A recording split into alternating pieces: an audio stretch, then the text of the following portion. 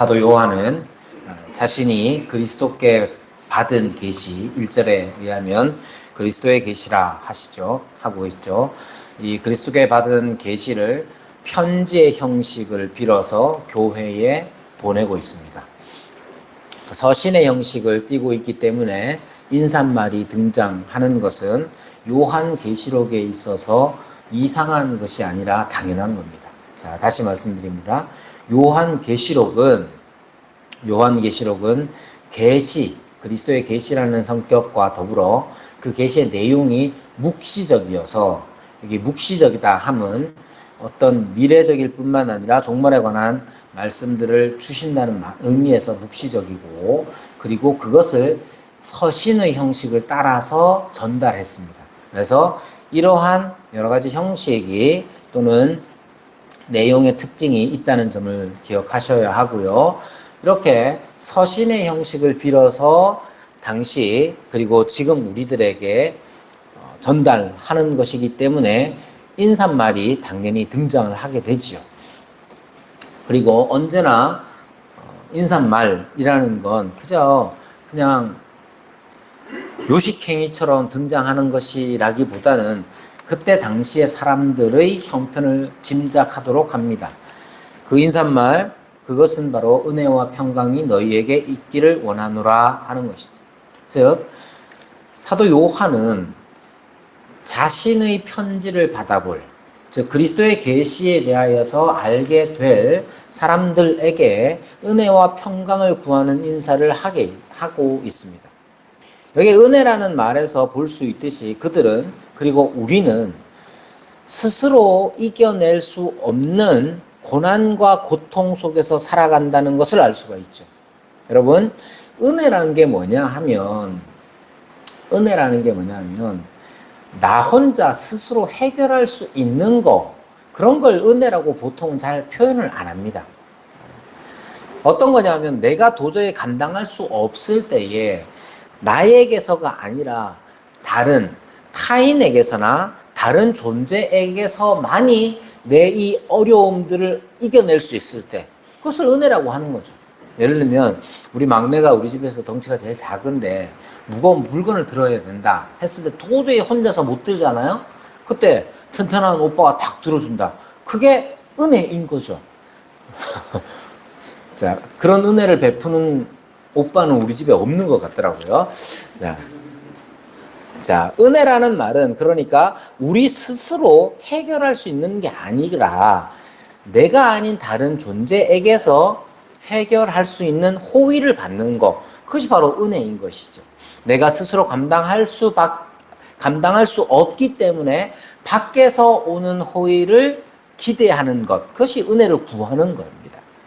그리고 그러한 은혜 안에서 우리가 나아갈 바가 무엇인지 분명히 깨닫고 그 길로 걸어갈 때에 확신에 차서 흔들리지 않는 안정감 속에 있는 것, 그게 바로 평강이에요.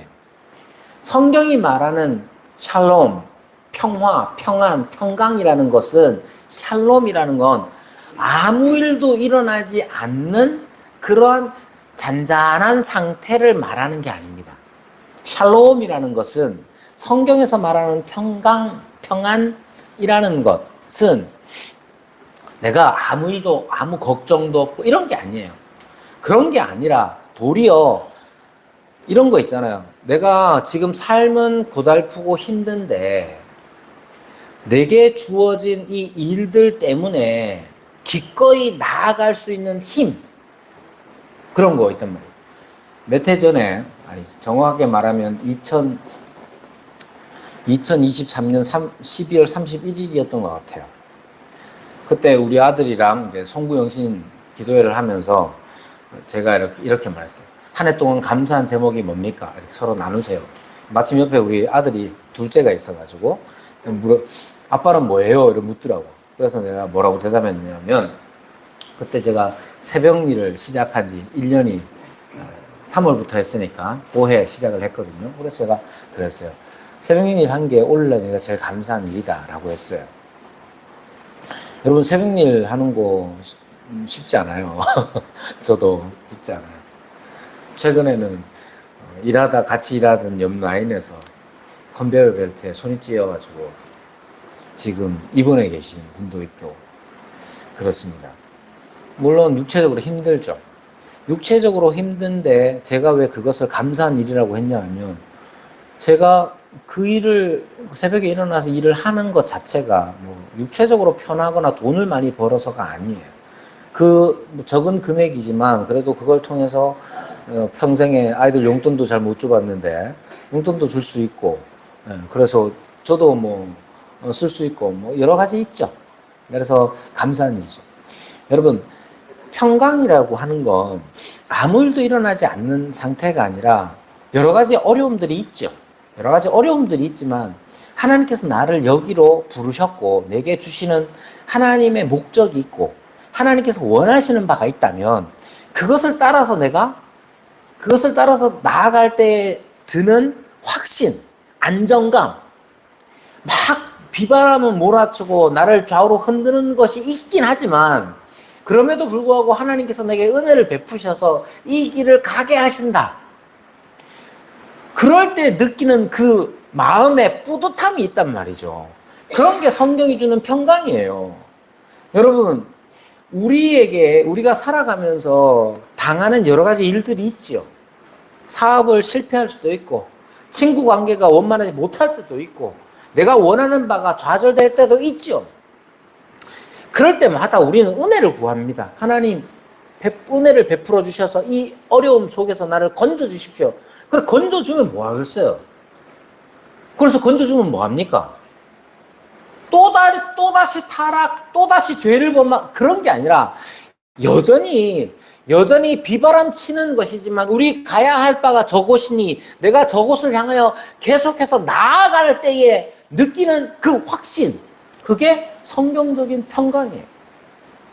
여러분, 이것이 우리에게 필요한 겁니다. 지난번에도 말씀드렸지만 이때 당시에 기독교인들이 예수님을 믿는 사람들이 얼마나 어려웠겠습니까? 앞으로 계속해서 보게 되겠지만 정치적으로, 경제적으로, 사회적으로 그들은 굉장한 어려움 속에 있었습니다. 그 어려움은 실제로 목숨을 빼앗기는 위협도 있었단 말이에요. 그때 우리가 구해야 되는 게 뭐냐? 은혜를 구해야죠. 하나님, 저를 도와주십시오. 건져주십시오. 이 고통에서 나를 피할 수 있도록 도우십시오. 그렇게 구하죠. 그래서 그 고통에서 피하면 뭐 해요? 그 고통에서 피하면 뭐 합니까? 피하지 말라는 게 아니에요. 고통 좋아하는 사람 아무도 없고 고통을 즐기는 사람 아무도 없습니다. 그러나 그 고통에서 내가 피해서 그 다음에 뭘 할 건가? 여전히 우리는 그 길을 걸어간단 말이에요. 그렇게 우리는 은혜를 구하고 그 은혜를 힘입어 여전히 변치 않은 고난 속에 있더라도, 변치 않는 어려움 속에 있더라도 주님께서 내게 원하시는 바를 향하여, 그것을 향하여 꿋꿋하게 나아갈 때에 누리는 안정감, 그게 평강이에요. 이게 어디서부터 오느냐? 여러분, 우리가 다짐하면, 우리가 새로운 지식을 얻으면 그게 아니라 이 은혜와 평강은 어디서 오느냐 하면 바로 삼위일체 하나님에게서 온다고 4절과 5절에서 분명히 나타내고 있습니다. 5절에 보면 말미암아 이렇게 말하죠. 5절에 무엇으로 말미암아 은혜와 평강이 너에게 있기를 원하노라. 그러니까 이 말미암아라는 이 말은 이 은혜와 평강이 어디서 오는지를 가르치는데, 이 은혜와 평강은 어디서 오느냐? 성부와 성자와 성령, 성삼위 하나님에게로부터 은혜와 평강이 온다는 사실을 분명하게 가르칩니다. 그래서 여러분, 우리가 이 세상 살아가면서 하나님을 아는 지식이 가장 중요합니다. 여러분, 성부 하나님은 어떤 분입니까? 성령님은 어떤 분이시고 성자 하나님은 어떤 분이십니까? 오늘 본문에서는 성부 하나님에 대해서 이렇게 말합니다. 이제도 계시고 전에도 계셨고 장차 오실리다. 이제도 계시다 하는 점을 먼저 말하고 있죠. 지금 여전히 우리와 함께 계시는 분은 어떤 분이시냐 하면 전에도 계셨던 분이에요. 전에도 계셨다 하는 게 구약에서 분명하게 기록해 놓은 구약에서 구약의 계시를 통해서 우리에게 알게 하신 그분이 어떤 분입니까? 골리앗을 다윗이 돌멩이 하나로 골리앗을 치게 만드는 분이죠. 수십만의 아수르 군대가 왔을 때 그들을 물리치게 하는 분이 하나님이시죠. 우리 실존적으로 우리 신앙생활에서는 어떻습니까? 여러분의 기억을 더듬으면 하나님 안에서 좋았던 때가 있었습니까? 하나님의 은혜의 은혜를 느끼며 하나님의 그 사랑 가운데서 기뻐하던 때가 있었습니까? 그분이 이제도 계시는 분이란 말이에요. 그리고 장차 오실 분이란 말이에요. 하나님은 언제나 우리 성부 하나님께서는 언제나 역사의 주관자시요 언제나 주가 되시며 전에 내가 겪었던 그 은혜의 주님이시라 하는 걸 알아야 돼요. 언제? 지금 여러분이 힘들고 어렵고 고난이 있고 핍박이 있고 실패 가운데 있을 그때예요. 성령께서는 어떻게 소개되고 있느냐 하면 보좌 앞에 있는 7 영으로 소개되고 있습니다. 여기에 보좌란 통치의 자리죠. 통치의 자리를 나타내는 이 보좌 앞에 계시며 7 영이라고 하는 것은 스가랴서에 나타나는 것처럼 7 눈을 가지신 분으로서 즉 이 세상의 모든 일들을 보고 계시고 감찰하신다는 뜻입니다. 성령님은 어떤 분입니까? 지금도 우리를 보고 계신단 말이에요. 여러분, 우리를 보고 계신다는 말의 의미는 뭐냐? 우리의 죄와 우리가 그 죄와 타협하면서 비굴하고 비루한 모습으로 이 세상을 살아가는 그 모습까지도 다 보고 계신단 말이에요. 성령님께서 보좌 앞에 계시는 7 영이신 그 성령께서 온 세상을 보고 계실 때에 나한테 나쁜 말 하는 사람만 보고 계시는 게 아니에요. 나를 괴롭히는 사람만 보고 계시는 게 아니라 내가 죄와 타협하고 도리어 내가 죄를 짓고 그 죄와 타협하는 그 비루한 모습까지도 주님께서는 보고 계시죠. 그러나 우리의 모자람만 보고 계시는 게 아니에요. 그 속에서 우리는 후회하죠. 죄와 타협하며 우리는 스스로를 부끄럽게 여기며 또다시 비루함에 빠질지라도 이 죄에서 벗어나기를 바라는 그 마음까지도 주님은 보고 계십니다. 우리의 연약함을 보시고 피할 길을 내어주시며 우리를 돌보시는 성령께서 우리를 보고 계십니다. 그것도 어떻게? 7 영, 7 눈을 가지신 분으로 완전하게 모든 것을 보고 계십니다. 성자께서는 충성된 증인으로 죽은 자들 가운데서 먼저 나시고 땅의 임금들의 머리가 되신다고 말씀합니다. 예수님께서 이 땅에서 어떤 삶을 사셨는지 먼저 밝히죠. 예수님의 이 땅에서의 삶은 충성된 증인이셨습니다. 예수님은 이 땅에 인간이 되셔서 사시되 충성된 삶으로서 아버지 하나님의 영광을 드러내는 증인의 삶을 사셨습니다. 어느 정도까지 사셨느냐? 죽기까지 충성하셨습니다. 우리가 이 세상 살면서 당하는 가장 큰 고통, 여러분, 우리가 이 세상 살면서 당하는 가장 큰 고통을 상징하는 게 뭐냐? 죽음이에요. 그러니까 애들도 쩌만할 때부터 그렇게 물어보잖아요. 기분 나쁘면 죽을래? 이렇게 물어보잖아요. 여러분, 죽음이라는 건 우리가 본능적으로 아는 거예요. 가장 큰 고통입니다. 그 고통까지 우리 주님은 당하셨죠. 예수님은 그 죽음을 당하셨다 하는 사실을 잊으면 안 돼요. 가장 큰 고통을 당하신 주님, 예수님은 우리 죽기까지 충성하셨고 또 죽은 자들 가운데서 먼저 나셨습니다. 그리고 우리의 머리, 우리의 왕이 되셨을 뿐만 아니라 모든 땅의 임금들의 머리가 되셨다고 주님은 가르칩니다. 이 삼위일체 하나님으로부터 은혜와 평강이 우리에게 온다는 사실을 잊으면 안 돼요. 그러면 이 은혜와 평강을 주시는 목적이 무엇이냐? 여러분, 다시 말씀드립니다. 하나님께서 우리에게, 성삼위 하나님께서 우리에게 은혜와 평강을 주시죠. 왜 줍니까? 왜 주십니까? 성경 오늘 6절에 보면 5절과 6절에 보면 그것을 나옵니다. 우리를 나라와 제사장으로 삼으신 그렇게 말합니다. 은혜와 평강이 너희에게 있기를 원하노라. 우리를 사랑하사 그의 피로 우리 죄에서 우리를 해방하시고 그의 아버지 하나님을 위하여 우리를 나라와 제사장으로 삼으신, 그러니까 은혜와 평강을 주시는 목적이 있다는 사실을 잊으면 안 돼요. 여러분이 종종 은혜를 경험하지요? 안 그래요? 여러분 은혜를 경험합니다. 왠지 기분이 좋거나, 왠지 기분이 좋으면 하늘이 맑고 바람이 선선하게 불면서 하늘을 바라보면서 하나님께서 우리에게 은혜를 주시는구나. 왜 주셨어요? 우리는 자꾸만 그것에 대하여서 우리에게 일어난 좋은 일들, 우리에게 주신 은혜의 결과들을 우리가 누리며 우리가 그냥 기뻐하는 것으로 만족할 때가 너무 많단 말이에요. 그것은 만족할 만하죠. 만족해야 합니다. 하나님께서 우리에게 선선한 바람을 주셔서 시원해, 이제 살 것 같아, 하나님 감사합니다, 마땅히 그래야죠.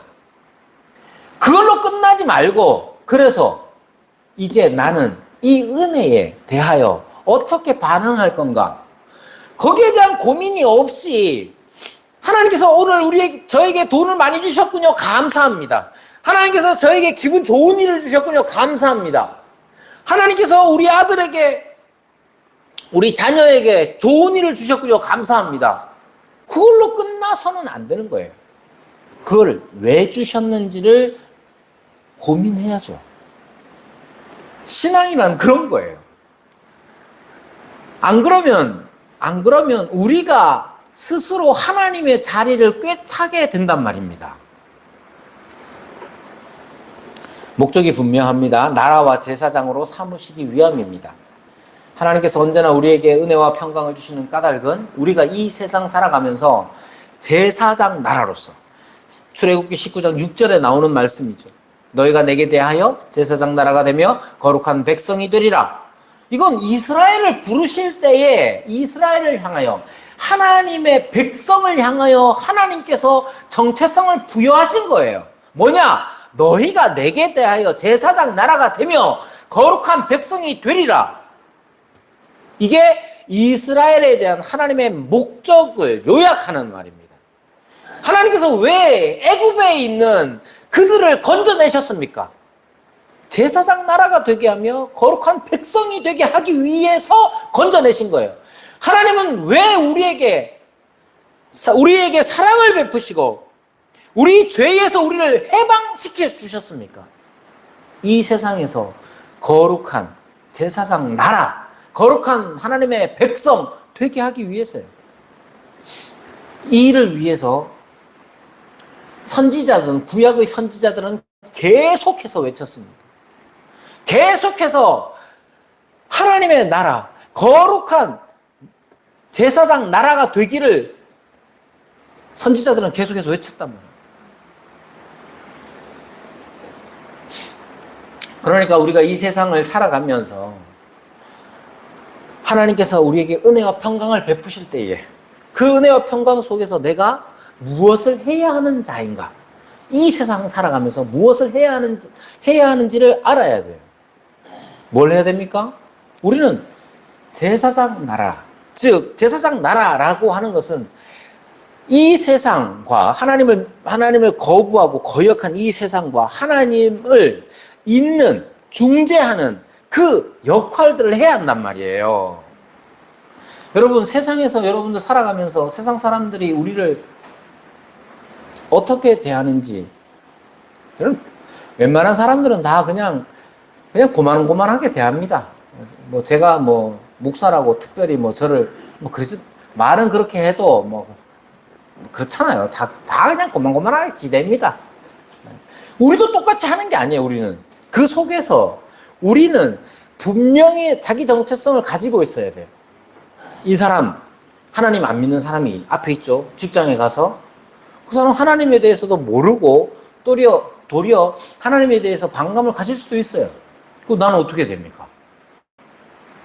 그가 하나님의 영광을, 하나님의 은혜를 알 수 있도록 중재하는 자로서의 역할을 해 나가야 되는 거예요. 그러려면 힘이 있어야 되죠. 힘이 있어야, 돈이 있어야 됩니까? 다 뭐 필요할 수 있지만 우리가 돈도 없고 아무것도 없다 할지라도 하나님께서 우리에게 주신 은혜와 평강이 있으면 그 은혜와 평강을 힘입어서 그들을 하나님께로 연결시키는 제사장 나라로서의 삶을 살아야 되는 거예요. 이 말이 얼마나 놀라운 말이냐 하면 이미 사도 요한은 이 말씀을 받는 이들이 얼마나 어려운 가운데 있는지를 알고 있어요. 여러분, 요한계시록 그러면 등장하는 짐승이라든지 음녀라든지 뭐 이런 아주 공포스러운 이미지들이 있잖아요. 그게 세상이에요. 그런 세상 속에서 살아가는 사람들이라고요. 그런 사람들에게 지금 그리스도의 계시를 보낸단 말이에요. 그리스도의 계시를 보낼 때에 은혜와 평강이 있기를 원하노라 하면서 그 속에서 나라와 제사장을 삼으셨다는 사실을 기억나게 하는 겁니다. 그러니까 이 세상에 살아가면서 우리를 어렵게 만드는 그들을 향해서 우리는 같이 아이고 너 좀 있으면 예수님 모시면 넌 다 죽었어. 이런 태도가 아니라 그들을 여전히 불쌍히 여기며 우리의 죄에서 우리를 해방시키신 그 은혜를 힘입어 그들을 대하는 자세를 취해야 되는 것이죠. 이렇게 나라와 제사장으로 삼으셨다는 사실, 그것이 은혜와 평강을 주시는 목적이라는 것을 잊으면 안 됩니다. 우리가 고난과 고통, 심지어 우리를 핍박하는 세상에서 살아간다 하더라도 그 세상 속에서 우리는 삼위 하나님이 주시는 은혜와 평강으로 힘차게, 즐겁게, 당당하게 살아가야 합니다. 그리고 그렇게 은혜와 평강 가운데 살면서 우리를 핍박하는 세상이 하나님께로 돌아오도록, 하나님의 그 은혜의 영광을 맛볼 수 있도록 여호와 하나님의 구원의 계시의 빛을 비추는 제사장 나라가 되어야 합니다. 그것이 우리에게 은혜와 평강을 주시는 주님의 목적입니다. 그때 어떤 일이 일어나느냐? 우리 하나님께 영광을 돌리게 되는 것입니다. 그래서 6절 마지막에 이렇게 말하죠. 우리를 나라와 제사장으로 삼으신 그에게 영광과 능력이 세세토록 있기를 원하노라. 아멘. 그리고 이제 7절과 8절에서 이 서신의 인사말의 결론을 내리고 있습니다. 서신의 인사말의 결론, 그것은 7절에서 한 단어로 다시 한번 주의를 환기시킵니다. 볼지어다라는 이 말은 헬라어로는 이두라는 말인데 영어로는 behold라는 말이 이런 거. 계속 무슨 얘기를 하다가 자 이렇게 하는 경우가 있잖아요. 그건 다시 주의를 환기시키는 거죠. 주의를 환기시키는 역할을 하는 게 뭐냐? 이두라는 거예요. 볼지어다, 보라 하는 말이. 그래서 앞에서 정리한 것을 다시 한번 집중시키는 겁니다. 그러면 이 볼지어다라고 하면서 요한은 뭐라고 말하냐 하면 볼지어다 그가 구름을 타고 오시리라. 그가 구름을 타고 오시리라. 여기에 그는 누구냐 하면 바로 예수 그리스도를 의미하죠. 예수 그리스도께서 구름을 타고 오신다고 말합니다. 이게 구름을 타고 오신다 하는 말, 예수님이 무슨 근두운을 타는 원숭이도 아니고 손오공도 아니고 여기에 구름을 타고 오신다는 말의 의미는 원래 다니엘서 7장 13절을 인용하여서 비유하는 건데요. 다니엘서 7장 13절에 이렇게 말합니다. 내가 또 밤 환상 중에 보니 인자 같은 이가 하늘 구름을 타고 와서 예적부터 항상 계신 이에게 나아가 그 앞으로 인도되매 라고 말합니다. 그러니까 다니엘은 자기가 환상 중에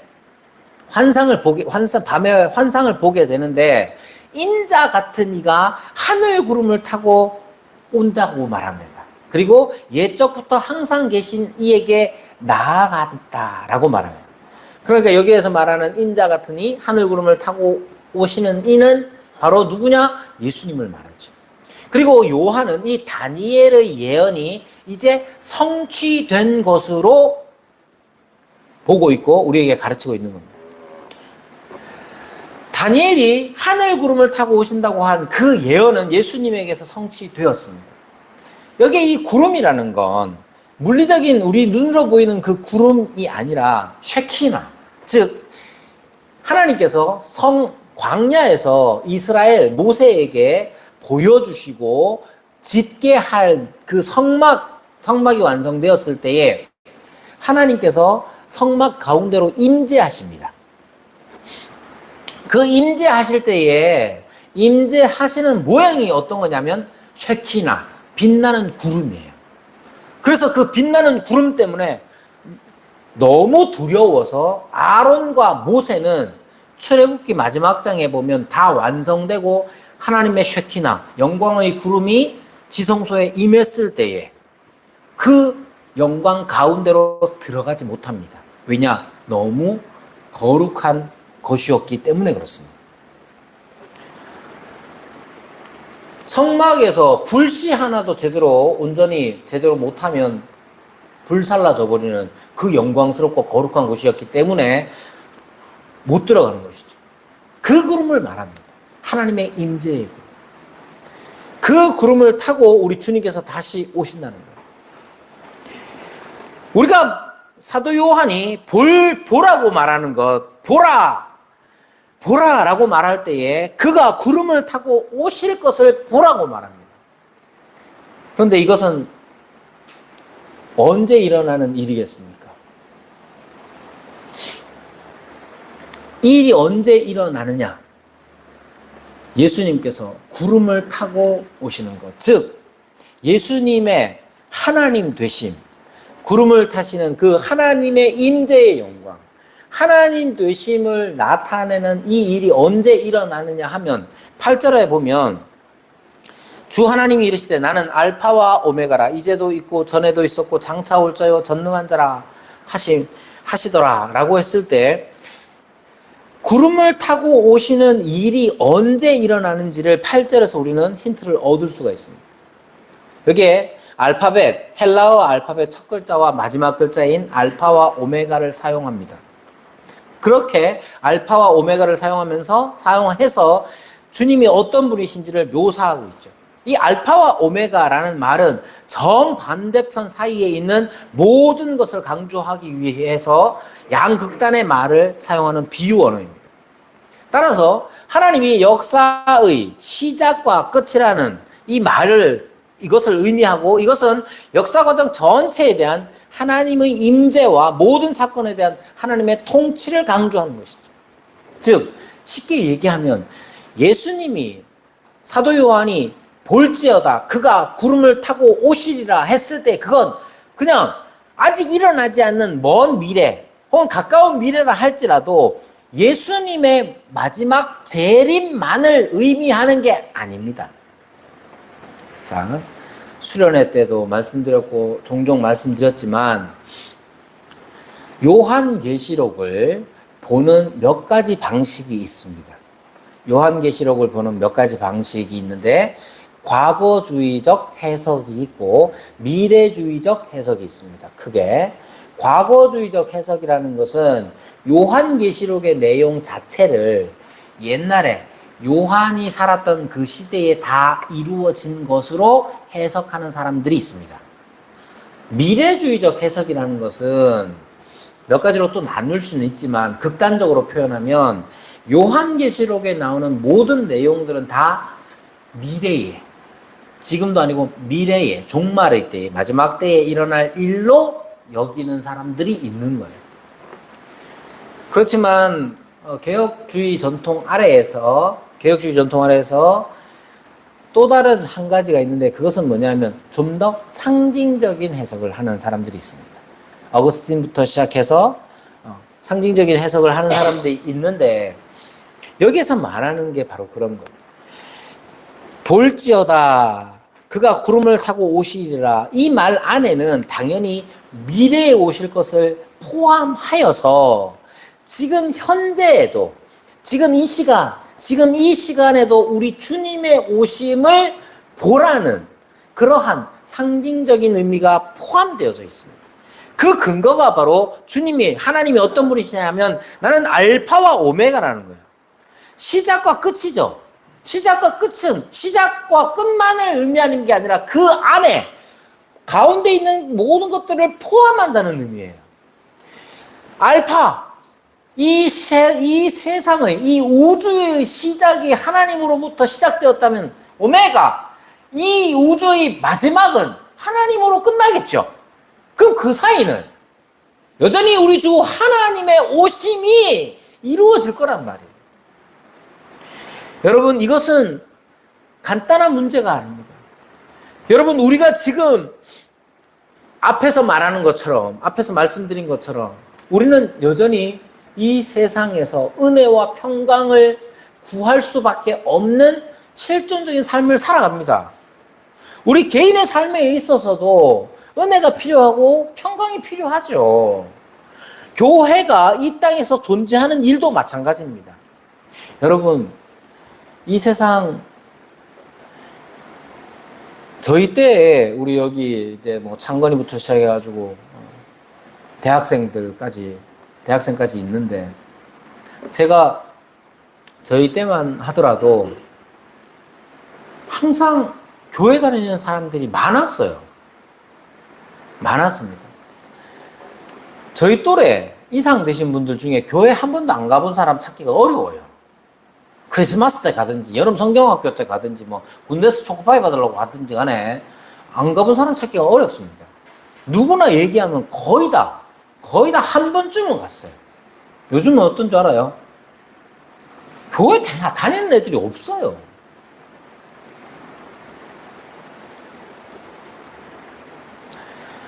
지금 우리 아이들이 살아가야 하는, 우리 젊은 사람들이 살아가야 하는 이 시대에는 개인적으로 신앙생활을 하는 게 쉽지가 않습니다. 저희 때만 해도 뭐가 제일 힘들었느냐 하면 간혹 집에서 엄마나 아빠가 반대해가지고 힘들 때가 가끔 있었습니다. 그런 사람들이 가끔 있었습니다. 우리 집도 우리 아버지가 우리 어머니 성경책 몇 번 불사르고 찍고 막 이랬단 말이죠. 김영애 권사님도 그런 거 겪어보셨을 테고. 그렇단 말이죠. 요즘은 어떨 것 같아요? 요즘은 문화적으로 교회에 가는 것 자체를 우습게 여깁니다. 옛날에는 무신론 철학이라는 게 있어서 철학적으로 신이 없음을 증명하려고 애를 썼습니다. 근데 그게 되게 불가능해요. 없는 걸 증명하는 게 어렵잖아요. 그래서 무신론 철학 자체가 굉장히 아주 어렵습니다. 요즘은 어떻게 되느냐? 요즘 무신론 철학자들은 어떤 방식을 택하느냐 하면, 야, 신이 있다고 치자. 그 신은 어떤 신이냐? 어떤 거냐 하면, 그게 아니다. 그것은 빅브라더 같이 일일이 우리를 간섭하고 우리를 옥죄는 신이다. 너의 자유를 옥죄는 게 바로 신이다. 라고 말합니다. 그러니까 그런 신을 믿는 사람들, 그런 사람들은 대단히 과거에 사로잡혀 있고 구시대적인 인물처럼 유행에 떨어지는 사람처럼 비추도록 만들어버립니다. 그래놓고 타로 점치고, 그래놓고 무슨 귀신 무당 찾아가고, 그런 건 나 하면서 하나님에 대하여서는 아주 그것을 믿는 것 자체가 부도덕한 것처럼 그렇게 만들어버린 시대를 살아가고 있단 말이에요. 지금 현재 문화가 그렇습니다. 캐대헌, 어째? 거기에 무당이 나와가지고, 혼문을 지킨대나, 어쩐대나, 막 그러잖아요. 한국 무당은 그렇게 세련되죠. 심지어 저승사자까지 세련되게 만들어줍니다. 근데 예수님은 어떻습니까? 우리 하나님은 어떻습니까? 하나님을 믿으면 부도덕한 사람처럼 되도록 문화가 만들어버립니다. 우리는 여전히 이런 시대 속에서 신앙을 지키며 살아가야 한단 말이에요. 우리에게 필요한 게 뭡니까? 은혜와 평강이 우리에게 필요하죠. 그런 세상 속에서 교회는 또 어떻습니까? 교회는 이미 한숨밖에 안 나옵니다. 이건 교회를 비판하자는 게 아니라 교회를 향한 시선들이 그렇단 말이에요. 우리에게 필요한 게 뭡니까? 여러분, 우리에게 필요한 게 뭐겠어요? 우리 주 예수님의 오심입니다. 언제 어디에 오십니까? 지금 여기에. 지금 여기에. 지금 여기에 우리 주께서 구름을 타고 오시는 그 영광을 우리가 봐야 이 세상에 나가서 주님을 믿는 사람으로서 살아갈 것 아니에요. 지금 여기에 우리 주님께서 영광 가운데 우리 가운데로 오셔야 마지막 종말에 오실 것을 우리가 믿게 되죠. 여러분이 예수님을 만나야 예수님의 다시 오심이라는 걸 믿게 되지요. 그래서 지금 사도 요한이 말하는 겁니다. 볼지어다 그가 구름을 타고 오시리라. 언제 오십니까? 마지막 날에 오시죠. 그러나 그분은 알파와 오메가요, 처음과 나중이시요. 처음에 오셨다면 끝에도 오실 분이고 그 사이에도 오신단 말입니다. 어떻게? 성령으로 우리 가운데로 오셔요. 그걸 우리가 보아야 하는 겁니다. 여러분, 오늘 여러분들은 주님의 오심을 기다리는 자로 여기에 와 있는 겁니까? 주님께서는 지금 구름을 타시고 그 영광으로서 우리 가운데로 오시는 분입니까? 지금 우리에게 성령으로 우리 주님께서 구름 타고 우리에게 지금 오시는 것을 기다리는 자가 마지막 날에 최종적으로 오심을 기다릴 수 있는 자입니다. 그래서 우리는 예배로 모일 때마다 사도 요한이 외쳤던 것, 볼지어다 그가 구름을 타고 오시리라. 언제? 지금 오늘 여기에 우리 가운데로 오시는 것을 보는 자가 되어야 됩니다. 주님께서 구름을 타고 지금 여기에 오셔서 그 영광의 구름 속에 우리가 하나님의 영광을 만끽하면서 주님을 오실 힘을 축적할 수 있는 겁니다. 지금 여기에서 우리에게로 오시는 하나님을 뵙기를 간절히 바라는 저와 여러분이 되기를 바랍니다.